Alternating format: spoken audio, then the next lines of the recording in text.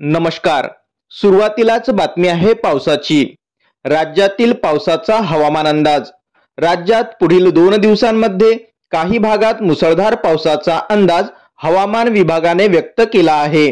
विशेषतः विदर्भ आणि कोकण विभागात जोरदार पाऊस होण्याची शक्यता आहे. शेतकऱ्यांनी याची योग्य खबरदारी घ्यावी असं आवाहन हवामान विभागातर्फे करण्यात आलं आहे.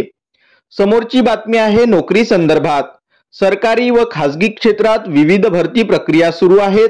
युवकांनी अधिकृत वेबसाईटवर नोकरी संबंधी जाहिरात व अर्जाची माहिती तपासावी. पुढील बातमी आहे सोन्याच्या भावाबद्दल. Gold price.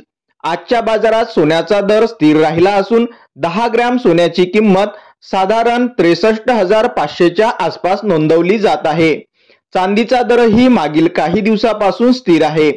समोरची बातमी आहे मोबाईल रिचार्ज ऑफर बद्दल. मोठ्या टेलिकॉम कंपन्यांनी नव्या रिचार्ज प्लॅनवर डिस्काउंट व अतिरिक्त डेटा देण्याच्या योजना जाहीर केल्या आहेत.